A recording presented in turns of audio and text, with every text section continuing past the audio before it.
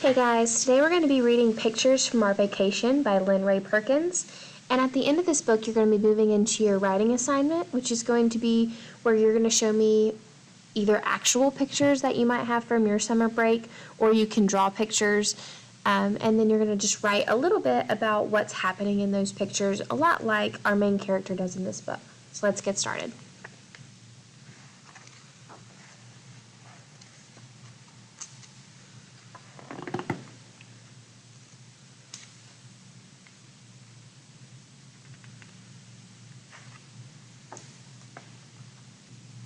Just before we got in the car to go on our vacation, our mother said, "Oh, I almost forgot." From her bag, she pulled out a little camera for me and one for my brother. The cameras took tiny pictures that shot out right away. We could watch the pictures appear, then peel off the backs and stick them on something. Our mom gave us notebooks to stick them in. "They'll be souvenirs for our vacation," she said. I took my first picture by mistake.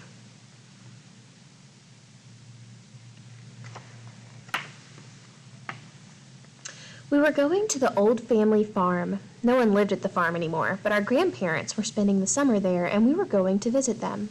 The old farm was far away, and it would take a long time to drive there, but we had a bag filled with things to do, and when we ran out, we could always look out the window. There was not anything to look at out there. Once in a while, there was a bridge or some cows. After a while, I saw an orange truck with the word "yellow" on it. And I saw a sign for a motel that had a red roof. I decided that if I had a motel, I would call it the Blue Motel.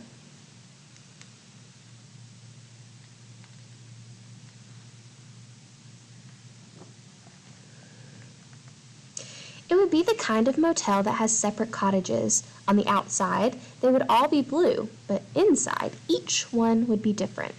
The jungle cottage would have hammocks, then the shower would be a waterfall. There would be a sun cottage. The bed would glow like the sun, but you could turn it off at night. There would be heat in the carpet. Maybe the lampshades would have clouds on them that would spin around the sun, sometimes slow, sometimes fast. You would need to wear sunblock in there. There would be a cottage where a whole wall would be an aquarium with real fish. Maybe it would have sand on the floor and buckets and shovels. At night, you could build a bonfire, but just a small one. The flower garden cottage would have real grass. There would be a moon cottage, all silvery and deep blue, and a star cottage.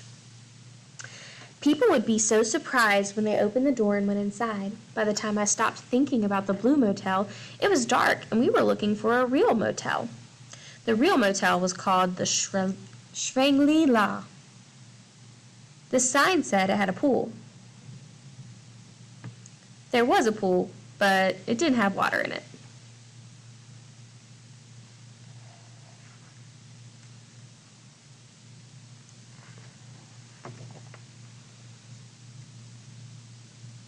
The second day was almost exactly the same as the first day, except that for lunch, we stopped at a place where you could get gravy on your french fries. And except that at the end of the day, we drove up the driveway to the farm. Our dad saw happy memories everywhere he looked. All we could see was old furniture and dust. Our mom said, "Let's play badminton."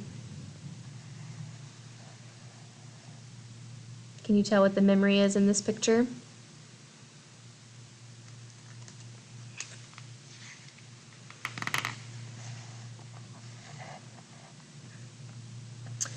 The rackets were shaped like potato chips. That's because they had been left out in the barn for so long. We played for about 1 minute and it started to rain. We ran into the house to wait for the rain to pass over.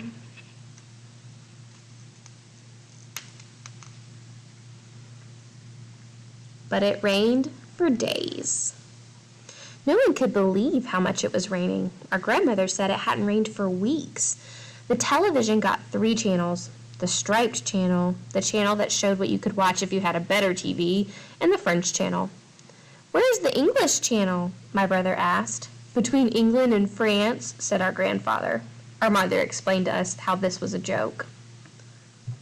My brother took these pictures of me.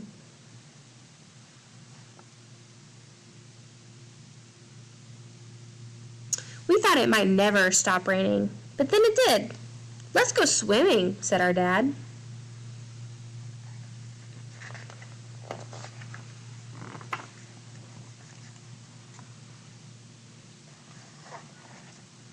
He knew about a secret swimming spot. He used to go there all the time with his cousins.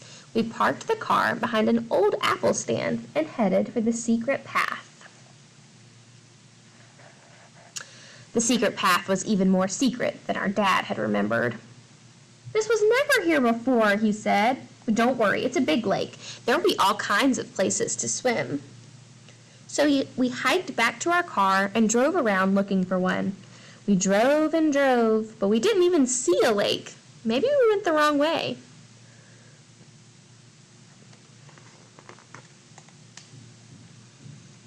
Maybe there was a lake, or maybe there wasn't. And this says where we drove, first at the apple stand, so that's where they started.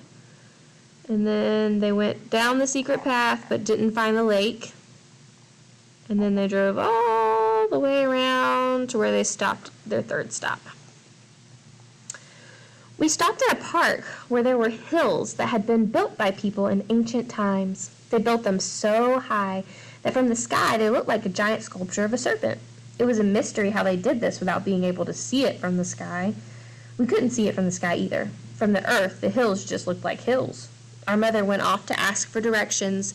We watched a squirrel eat noodles from a Chinese food container that someone had left on the ground. This is a hill. Maybe from the sky it looks like a snake.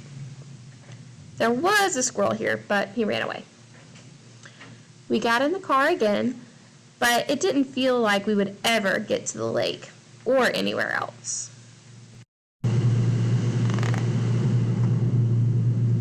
And then, suddenly, there it was. Some people were putting their boats in the water, and they wanted their dog to go with them. Every time they were ready to go, the dog jumped out of the boat and swam away. "Jessie!" they shouted. "Jessie, come!" Jessie wouldn't come. They had to get out and wade after him, or her. It happened over and over. We watched them for a while.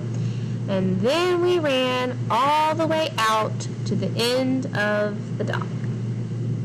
A family was fishing out there, a mother and a father and a boy. They smiled and said hi, but then they spoke in another language. They seemed excited. We thought they were telling us about all the fish they were catching. "That's a lot of fish," we said. "No," said the boy. He spoke in English. "They were saying that a storm is coming. Look." He pointed, and we saw that it was true.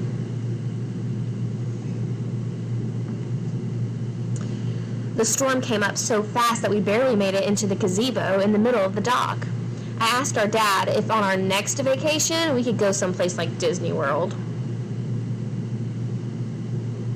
I'm going to attempt to read this. Chang tako Quinlan Cura, King X Gong. So that's what this family was talking about. And over here it says, "Did we leave the windows open in the car?" I asked our mom, "Can we do something fun tomorrow?" She said, "Well, actually, we have to go to a memorial service."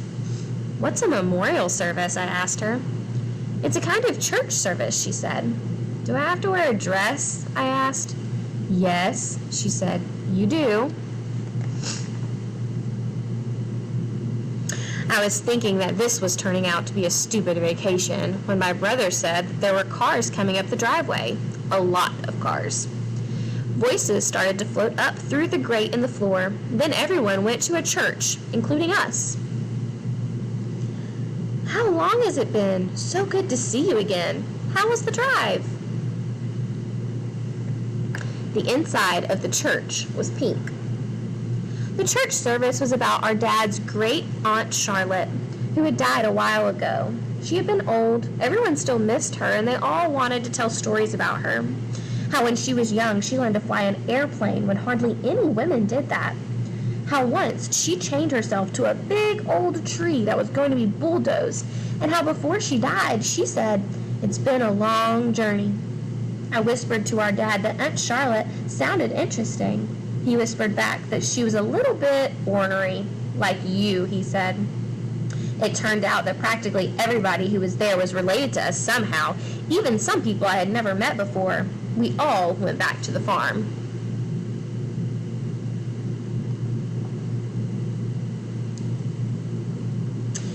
This is a really good dessert we invented. Strawberry with whipped cream on top. I didn't take any pictures that day. We climbed some trees. And it says, or the next, so no pictures this day either. Everyone had a story about poison ivy. Watch out, it's everywhere. Our cousin found an insect called a walking stick.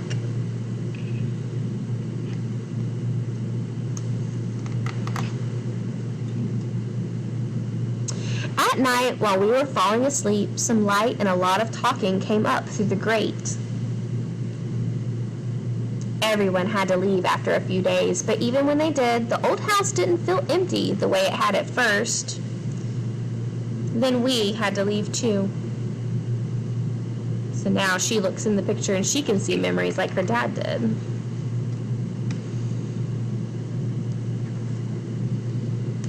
In the car, I took out my notebook and looked at the pictures. These don't remind me that much of our vacation, I said. My brother took out his notebook too. Mine either, he said.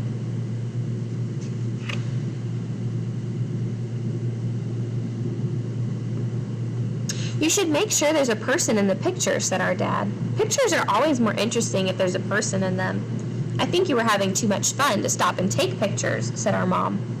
Maybe we need better cameras, I said. I looked out the window. There were big electrical towers along the highway. I took a picture of them. In the picture, they just looked like electrical towers. In my mind, they looked like great robots marching across the earth, carrying the electricity along in their hands. It's probably hard to take a picture that shows that, even with a really good camera. And it's hard to take a picture of a story someone tells, or what it feels like when you're rolling down a hill or falling asleep in a house full of cousins and uncles and aunts. There are a lot of things like that. But those kinds of pictures I can keep in my mind.